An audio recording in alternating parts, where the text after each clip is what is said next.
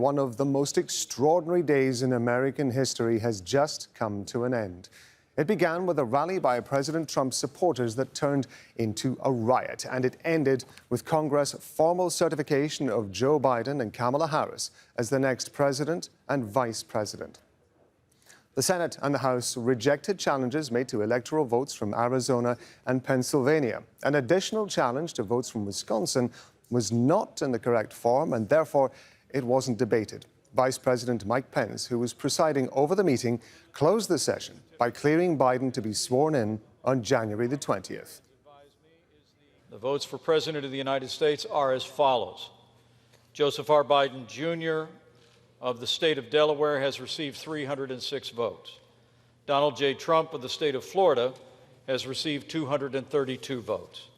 The announcement of the state of the vote by the President of the Senate shall be deemed a sufficient declaration of the persons elected President and Vice President of the United States, each for the term beginning on the 20th day of January, 2021, and shall be entered together with the list of the votes on the journals of the Senate and the House of Representatives. Well, in a statement, Donald Trump says he disagrees with the results, but he does promise an orderly transition. But it was far from orderly on Wednesday. Donald Trump's supporters held a rally near the White House and then marched to the Capitol about 2 kilometers away.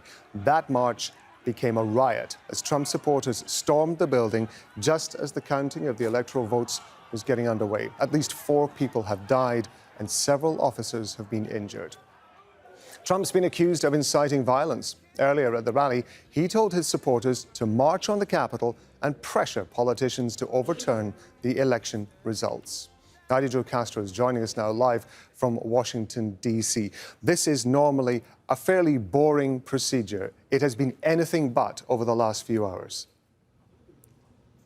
That's right, Rob. This has been a dramatic departure from the norm. This is typically something that's just a formality, so boring, in fact, that members will send staff members in their place just to get through the procedure. Then we knew it would take a turn when some Republicans said they would object to the certification.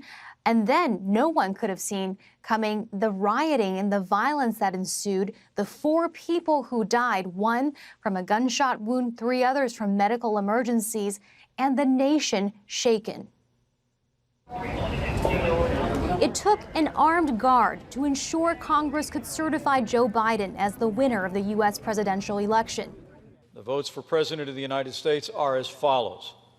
Joseph R. Biden, Jr. of the state of Delaware has received 306 votes. Donald J. Trump of the state of Florida has received 232 votes.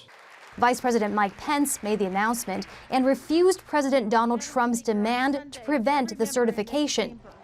Politicians could only complete their work after supporters of Trump stormed the Capitol building, forcing a 6-hour delay. We will not be kept out of this chamber by thugs, mobs, or threats. This mob was in good part President Trump's doing, incited by his words, his lies. The earlier violence that shocked the nation and threatened the safety of Congress members served to chasten some Republicans, like Senator Kelly Loeffler, freshly off her re-election loss in Georgia, who withdrew her objection to certifying Biden's win. My objection was intended to protect the sanctity of the American democratic process.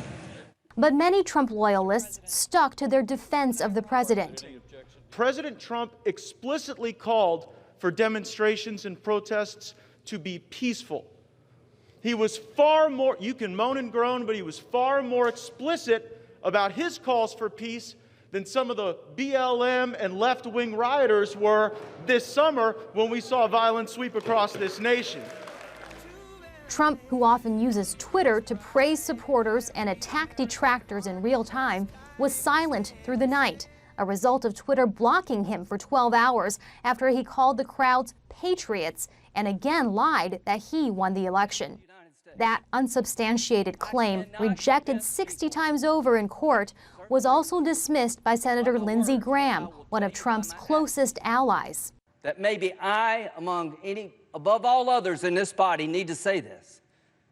Joe Biden and Kamala Harris are lawfully elected and will become the President and the Vice President of the United States on January the 20th. Heidi, it seems as though the statement that was issued on behalf of Donald Trump, in some analysts are suggesting that this is about as close to a concession as we're going to get from him.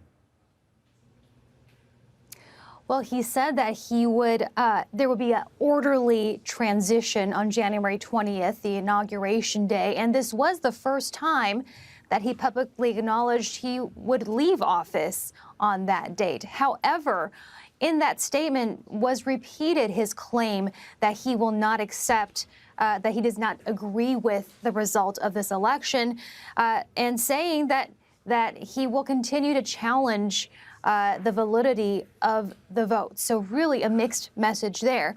And there's also reporting that this statement came out under pressure, given that aides in the White House have been resigning in protest of what happened yesterday at the Capitol, the violence that unfolded, as well as talk of using the 25th Amendment to forcibly remove Trump from office. That is something that would involve the vice president, the majority of the cabinet, and Congress all to agree upon, but certainly just the mere talk of that would have Trump concerned and likely contributed to him issuing this statement now.